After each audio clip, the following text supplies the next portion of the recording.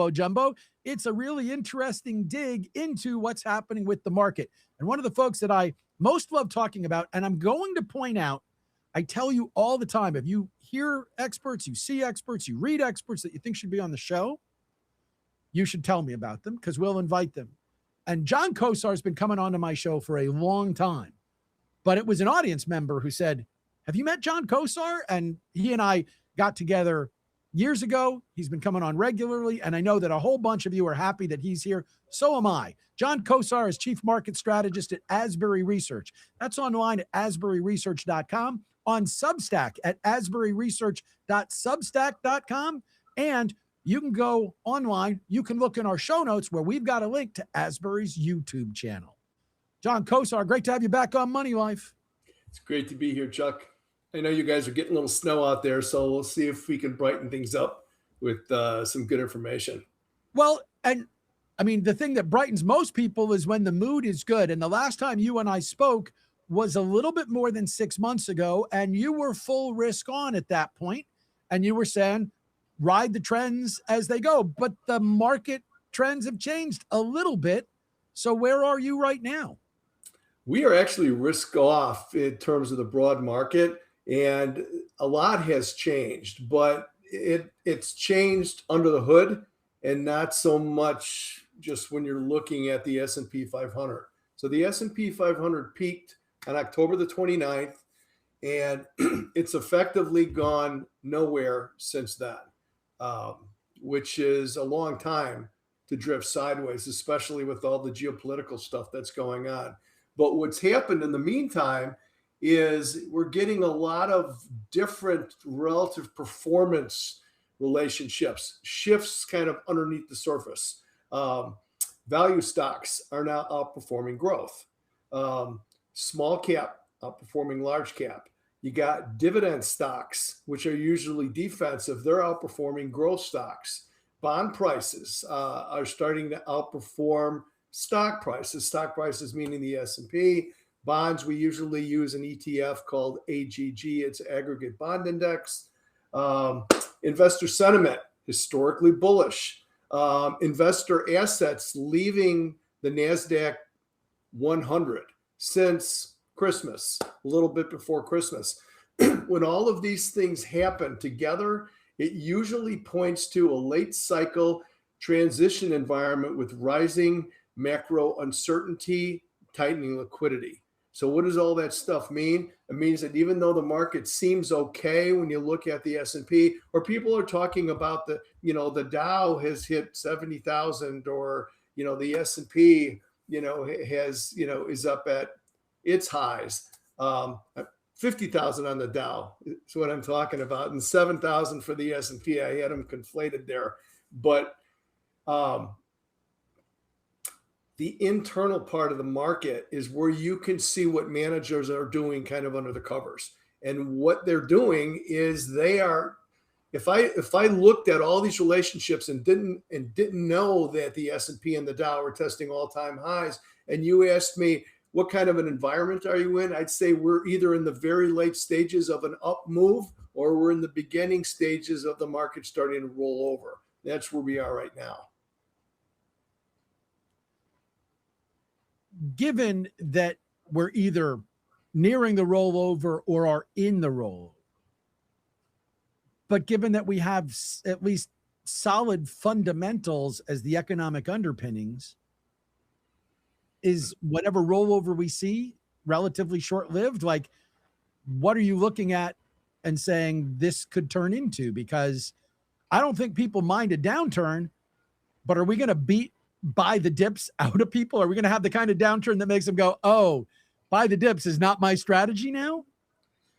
This is why I'm a quantitative analyst, a technical analyst, and not a fundamental analyst, because how can you make a fundamental call on the market when the circus is in town every day, right? So we've got tariffs on, tariffs off. The Supreme Court says no.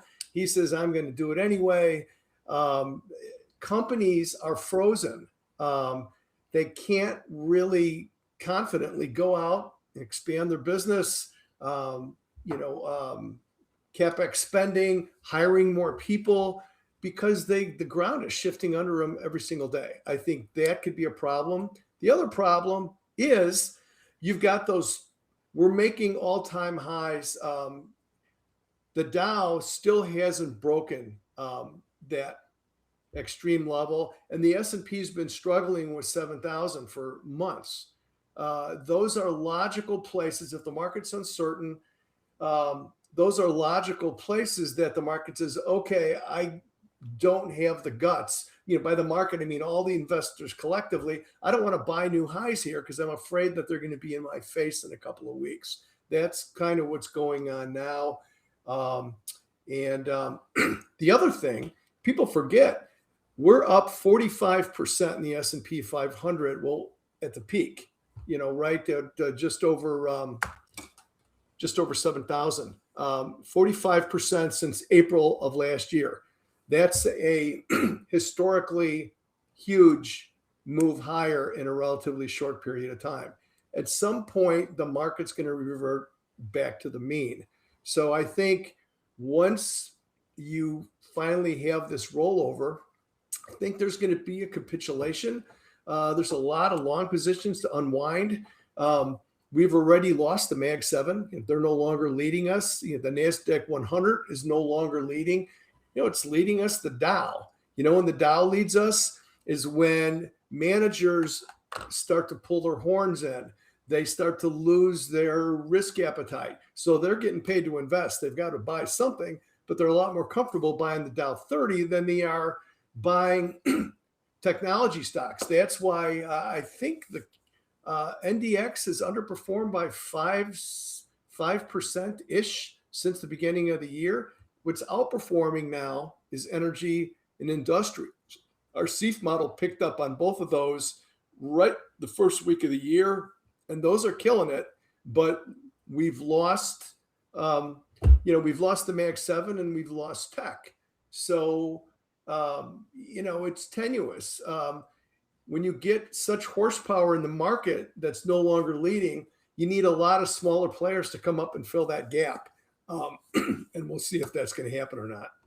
Well, we've been expecting breadth. Like everybody's been saying, oh, the rally will broaden out. We don't have the Mag 7 as we still have them. They're just now the lag 7, right? That's right. They're the lag 7 instead of the Mag 7. That's a good one.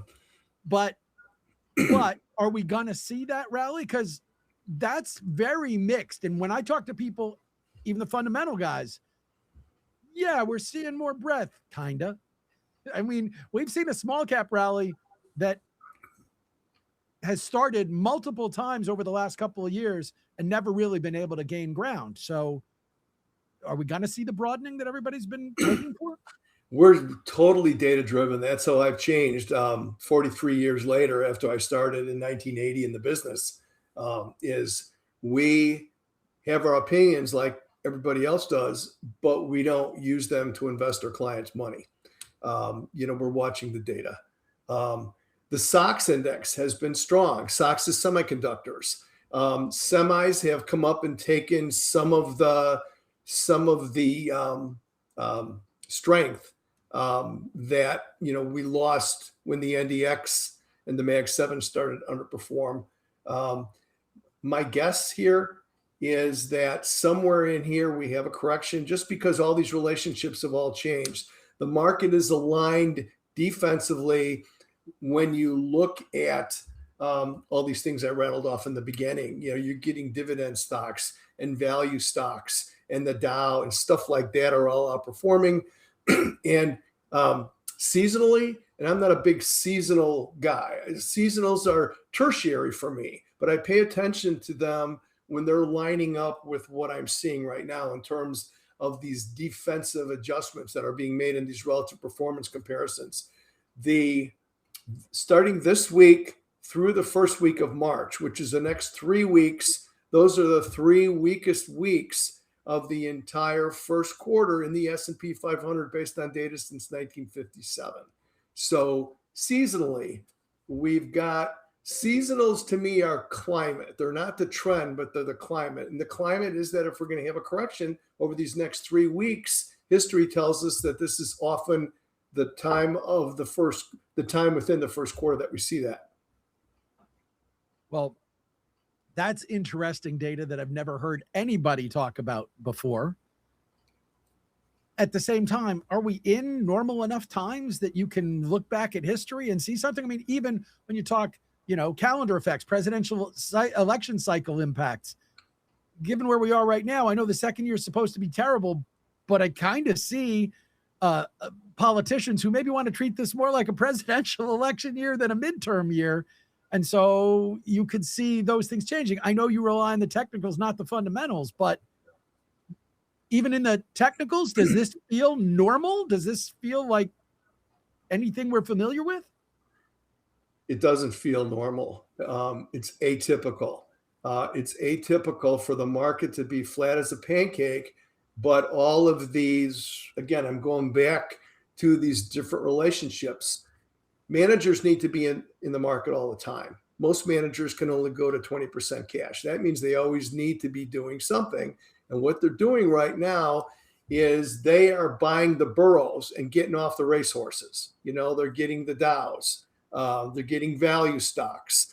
They're getting dividend stocks. They're staying off of the fast horses and going to the sure-footed ones. That's because they're nervous. They need to be invested in something, and they would rather be on the sure-footed burro than to be on faster horses. Is that what you want as well? Are you telling people, because you said you're risk off right now, are you risk off to be like, I don't really want to be in the market at all? Or are you risk off to be burros? Okay. I am never, I don't tell clients to do something because that's what I think. I tell clients to do something because that's the way the data reads. The best way to explain kind of where we are is the environment tells you what is likely to happen next. That's the strategic part of what we do. The tactical part of what we do is the most important because it tells you when to do it.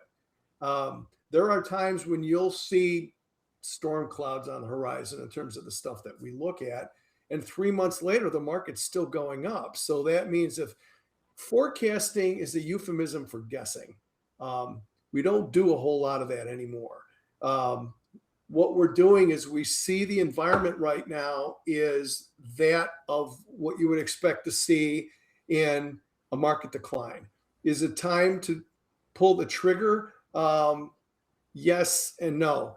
We're risk off right now, according to our correction protection model, but the support level in the S&P 500 that needs to be broken is 67.89. That's the low that we made on January the 20th. We came right back to it on February 5th, held it, bounced all the way back up to 7,000, came back down to it on February the 17th. Cavalry came in, supported it again. So it's about 1% underneath where the market is now, 6, 7, 8, 9. Easy to remember, right? They're all in order. We break through there, and that's going to be the confirmation by the index of this shaky environment, this shift to defensive parts of the market. That could be the trigger. And the S&P 500 is down at 65, or I'm sorry, what I was going to say is the 200-day moving average is at 65.30 now for the S&P 500. And we're at around, let's say, where are we here? We're at 68.23. So we can drop theoretically 350 points in the S&P 500 and still be in a major bull market that started in May of last year. So there is some room for the market to correct, and it turned out to be a really good buying opportunity. So I'm not saying doom and gloom and we're done for the year, but what I'm saying is if you want to put on more risk, whatever you own in the stock market, and you're saying, well, you know what, I want to put on more risk, this is a lousy place to do it because we're at 68.20 and we know that we've got a wall of resistance at 7,000 and we got a wall of resistance at 50,000 in the Dow. So your risk reward's upside down here. So I think if you're an investor and you're in the market, you sit tight here, but you don't go away on an extended vacation where there's no stock quotes, because this could very easily turn into a 5 to 7% move down, which I would be thrilled about, because I would be looking to reestablish those longs at better prices. That's what we do. That's how we make our years. We get our customers out of the way. Market drops 5 or 10 or 12%, and we buy them back. The market goes higher. We just carved out 5 or 10 or 12% out of the market in a few months, and now we've locked in our profits for the year. Well, John, I hope that my audience can lock in their profits as well, or at least can understand that a big part of the message is don't get too crazy if you see the downturn, because again, the downturn's repositioning. It is a great message to have. Thank you so much for sharing it. I know we'll talk again down the line, but thanks so much for your time today. Always love being on, Chuck. Thanks. That's John Kosar. He's chief market strategist at Asbury Research, asburyresearch.com or .substack.com. If you want to check out their Substack, look for Asbury on YouTube as well. And you don't have to go far to look for more talk here on Money Life, because we will be right back with the market call. Michael Campagna from Morris Capital will be here talking deep value when we come back in a flash.